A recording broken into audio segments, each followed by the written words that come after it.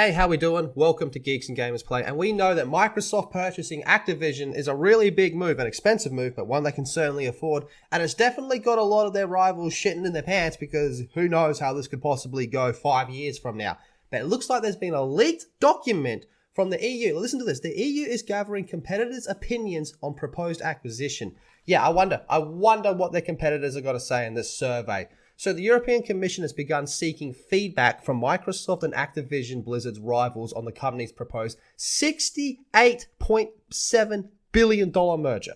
According to a leaked document obtained, EU antitrust regulators have sent out a questionnaire with about 100 questions to game developers, publishers, and distributors who would be impacted by the deal should it be approved. Now, look, I'm confident that it's going to be approved.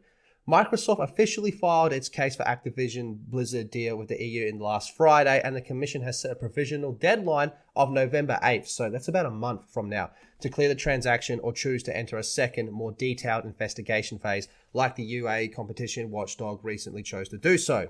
The questionnaire reportedly asked whether Microsoft will be incentivized to block competitors' access to Activision Blizzard series, which include Call of Duty, Diablo, Overwatch, in order to boost its standing in both console and PC spaces. I don't think so, personally. Like I've said before, I think once you block them, you're also blocking players on those consoles from purchasing microtransactions, and we see how much money Warzone makes a day, so they're not going to block all those players over there. It also asks how important the Call of Duty franchise is for distributors of console games and for providers of game subscription and cloud game streaming services.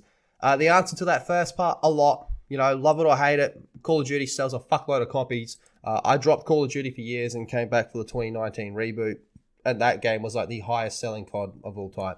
So Activision Blizzard games held 361 million monthly active users as of last official count in August, and like the US Federal Trade Commission, the EU regulators are keen to examine whether its collection of consumer data would give Microsoft a competitive advantage. Of course it fucking would.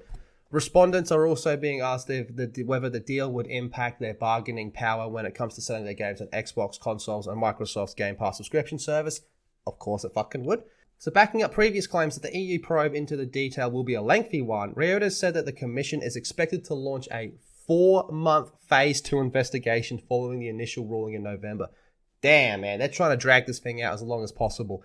The acquisition is currently being scrutinized by regulators all around the world. The UK's Competition and Markets Authority has set a deadline of March 1st, 2023 to publish the findings of its inquiry, while it'll be claimed that the FTC could decide whether to approve the deal by late November. So this week, however, Brazil's Administrative Council of Economic Defense said that it had approved the merger with no restrictions. Look, all in all, man, to me, it makes sense that everyone that's not Activision Blizzard or Microsoft is going to try to delay this and, if possible, make this merger not happen. Of course, why wouldn't they? Because, I mean, come on, that's obvious. But I think this is going to go through, and the fact that there's this document going out looking for their rivals' opinions, I think it's pretty safe to bet what their rivals are going to say on the matter, but I don't think it's going to stop them. Might delay it, but I don't think it's going to stop them. So what do you guys make of all this? You let me know in the comment section down below. Be sure to subscribe to Geeks and Gamers Play and check out geeksandgamers.com, and I'll see you all in the next video.